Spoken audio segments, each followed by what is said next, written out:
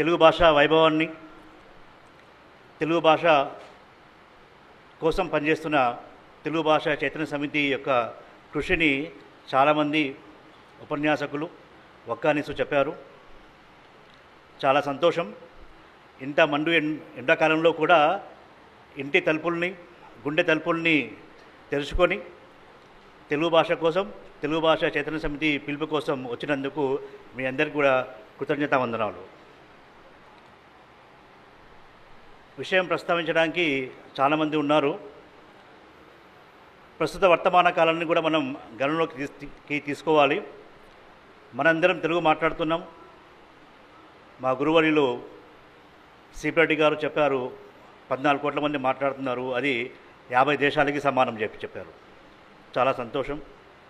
కానీ నాణానికి ఇంకో వైపు కూడా మనం చూడాల్సిన అవసరం ఉంది. నిన్న మొన్న 2 తెలుగు రాష్ట్రాల్లో 10వ తరగతి విద్యార్థుల ఫలితాలు వచ్చాయి. కేవలం ఒక తెలంగాణ ప్రాంతంలోనే 9 నుంచి 10,000 మంది విద్యార్థులు తెలుగులో ఫెయిల్ అయ్యారు. అది ఎంతమంది తెలుసో నాకు తెలియదు, చాలామందికి తెలుసు అనుకుంటున్నాను.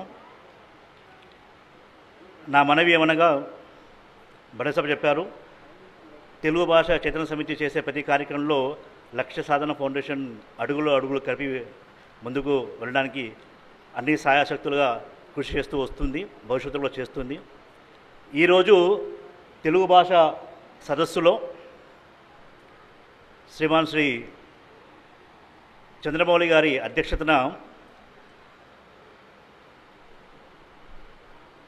అసలు ఈ 9,000 నుంచి 10,000 మంది విద్యార్థులు తెలుగులో ఎందుకు ఫెయిల్ అయ్యారు అనే ఒక కోణంలో మీ యొక్క మేధస్సులో మెదలే సలహాలు, సూచనలు కార్యక్రమం అయిపోయే ముగింపు కన్నా 1 గంట ముందు వారికి అందిస్తారని నేను ఆశిస్తున్నాను.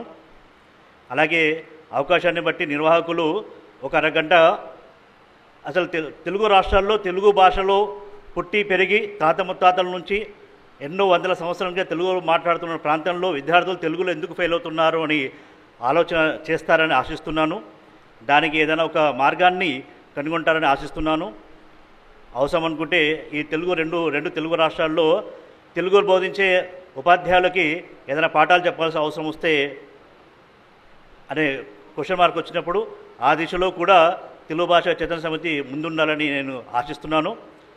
ఈ 9 నుంచి 10,000 మంది విద్యార్థులు ఎందుకు ఫెయిల్ అయ్యారో దాని కారణాన్ని మనం కనుగొని దాన్ని మనం దాటివేయడానికి రాబోయే భవిష్యత్ తరాల్లో ఇంకా ఏ ఒక్క విద్యార్థి కానీ తెలుగులో ఫెయిల్ అవ్వకుండా ఏం చేస్తే బాగుంటుంది అని ఆలోచిస్తే దానికి ఏమైనా ఖర్చు పరంగా అవసరం ఉంటే ఆ ఖర్చును భరించడానికి లక్ష్య సాధన ఫౌండేషన్ సంసిద్ధంగా ఉంది.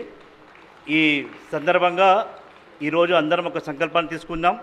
రాబోయే భవిష్యత్ తరాల్లో ఏ ఒక్క విద్యార్థి కూడా తెలుగులో ఫెయిల్ అవ్వకుండా చూసుకోవాల్సిన బాధ్యత మీరందరూ కూడా తీసుకుంటారని ఆశిస్తున్నాను. ధన్యవాదాలు.